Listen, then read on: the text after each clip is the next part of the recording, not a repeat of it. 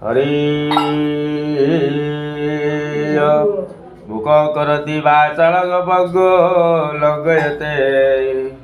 तत्कृपातमः वन्दे परमानंद माधव। भगवान जय जगन्नाथ। आज है बड़ दशमी, काली है बड़ एकादशी। आज बड़ दशमी रे भागवत देहाती गोटे अध्याय शुणु मु पढ़ुची, आपण मैंने घरे शुणे बसिकी। देहाती आज भाया दिनर गोटे अध्याय भागवत शुण। काली बड़ एकादशी देहाती उदिन शुणुच न शुणुच अलग कथा। आज काली भागवत देहाती टिके शुणे मु पढ़ुची, आपण मैंने घरे बसी शुणु। द्वितीय अध्याय आज आम पढ़िया। द्वितीय अध्याय द्वितीय गज राजा जड़े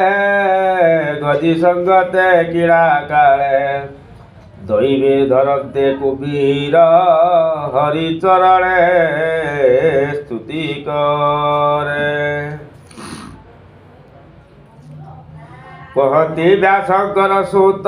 सुर राजन परीक्षित शिशुकोवाच पर्वते त्रिकूटरे नाम सर्वसम्पद मूल धाम अयुत जल विश्रुत क्षीर समुद्र जीवामृत उचदी अयुत जल देखते हरे प्राणीवर विराजे अष्ट दिग मध्य आनंद करे देव मुंदे। तृतीय शुभ महेश्वरी सुभल्लरप्यलधरी रत्न धारण करी अंगे विचित्र 110 दिगे नाना प्रकारे लता गुल्म निर्झर तटे बहु ध्रुव निर्झर शब्द गंभीर अति सुरभ्य मनोहर निर्झर जलर सबृहे गिरिचरणे किवा धुए बरकत पाषाण सबृहे श्यामल वल्लभ विषये सिद्धचारण विद्याधर गंधर्व संगते किधर उत्तर गण जुथ जुथ अप्सरा मिले नृत्य गीत अरण्य नाना पशु गणे गिरी कंदरे घर बरे। शिशुकोवाच षोल पांडव चूड़ामणि गजेन्द्र बोले वक्षवाणी एवते बुद्धि जे विचारी चंचल मन स्थिर करी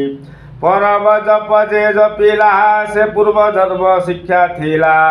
बोले आनंद गद गदे आयो कार ब्रह्म पदे। गजेन्द्र वाच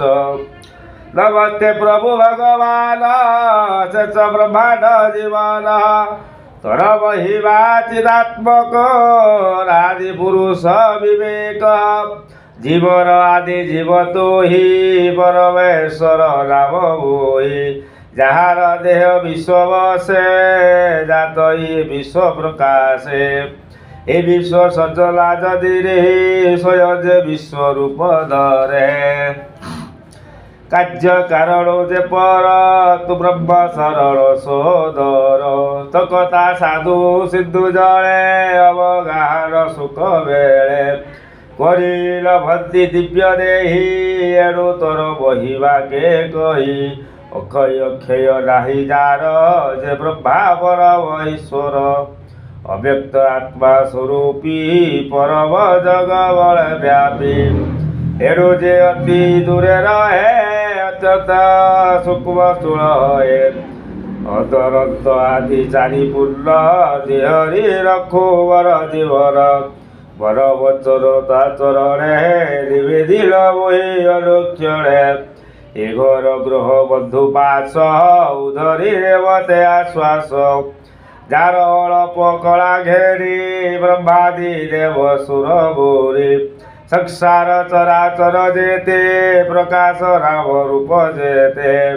अग्नि सविता जति जल्ले प्रकाशी परमेश्वरी जल्ले। शिशुकोवाच एवते राजा राजस्तुति गोविंद पादे देवती इंद्रादि देव मध्य गम्य जे पूर्व भाग्य उदय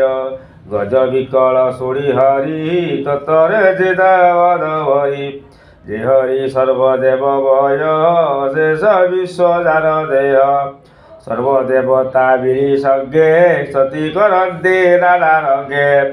ଗରୁଡ଼ ପୁଷ୍ଟେ ବିଜେ କରି କରେ ପ୍ରଚଣ୍ଡ ଚକ୍ର ଧରି ବେଗେ ମିଳିଲେ ଗଜ ପାଶେ ବିଭୁଦେ ଦେଖନ୍ତି ଆକାଶେ ଗଜେନ୍ଦ୍ର ସରୋବର ଜଳେ ଗ୍ରଗ୍ରାସିତ ପାଦ ମୂଳେ ଦେଖଇ ଗରୁଡ଼ ପୃଷ୍ଠରେ ଆକାଶେ ବିଜେ ଚକ୍ର ଧରେ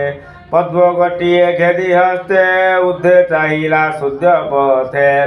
ବେଗେ ନଭିଲା ଶୂନ୍ୟ ତଳି ଦେଖିଲେ ପ୍ରଭୁ ମନ ଭାଇ ଚକ୍ର ବିରାଜେ ଦକ୍ଷ କରେ ସୂର୍ଯ୍ୟ କି ଉଦିତ ଅମ୍ବରେ ଡାକଇ ଆରତ ଭଞ୍ଜନ ଭରାତ ରଖବ ଜୀବନ କୁମ୍ଭୀର ଗଜ କୁମ୍ଭୀରଙ୍କର ଲଢ଼େଇ ହେଲା କୁମ୍ଭୀର ଡାକୁଛି ଭଗବାନଙ୍କୁ ରଖବ ଜୀବନ କୁମ୍ଭୀର ଗଜକୁ କାମୁଡ଼ିଛି